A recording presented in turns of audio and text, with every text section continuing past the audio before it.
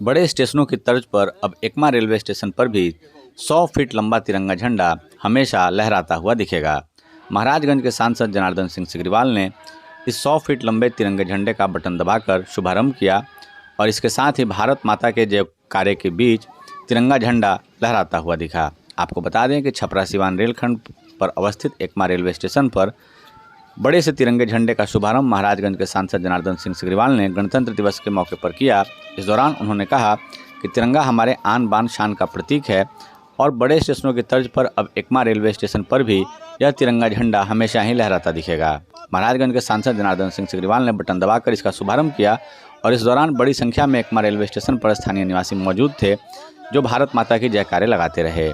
आपको बता दें कि एकमा रेलवे स्टेशन पर आने वाले समय में और भी कई यात्री सुविधाएं बढ़ाई जाएंगी। इसकी जानकारी भी सांसद जनार्दन सिंह सिग्रीवाल ने दी और कहा कि जल्द ही यह स्टेशन और भी भव्यता के साथ बेहतर सुविधाएं यात्रियों को देता हुआ दिखेगा।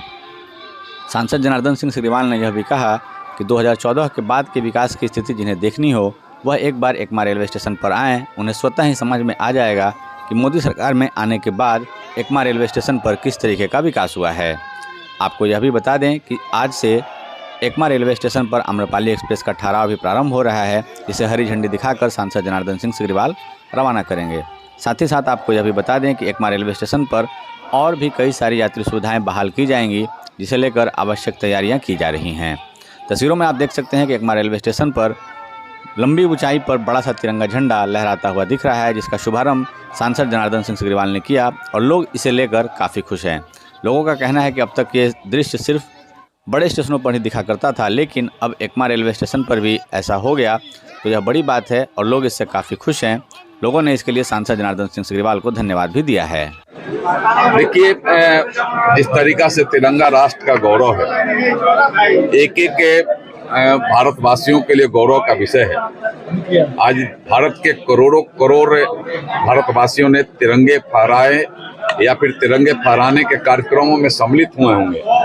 मैं सबसे पहले इस 26 जनवरी गणतंत्र दिवस का मैं हृदय से शुभकामना आप सबके माध्यम से पूरे महाराजगंज वासी और बिहार वासियों के साथ देशवासियों को मैं करना चाहता हूँ।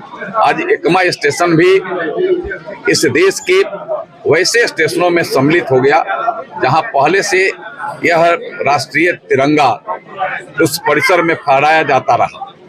100 फीट ऊंचाई पर यहाँ भी एकमा में 30 फीट लंबा और 20 फीट चौड़ा आज ध्वज इस 26 जनवरी के अवसर पर फहराना शुरू हो गया। मैंने पहले ही कहा कि राष्ट्र का गौरव है तिरंगा हमारे, और हम सब हमेशा अपने मन में गुनगुनाते रहते हैं, गाते रहते हैं, उत्कंठ स्वरों से गाते हैं कि सदा हमारा जो तिरंगा है ऊंचा रहे, ऊंचाई पर विराजमान रहे और हमेशा लहराते रहे। लहराने का भाव अपने आत्मिक भाव से कि हम इस राष्ट्र के प्रति समर्पण का भाव देखेंगे, क्योंकि हमारे लिए तिरंगा इस देश के गौरव को बढ़ाने में हम कितना सहयोग कर रहे हैं।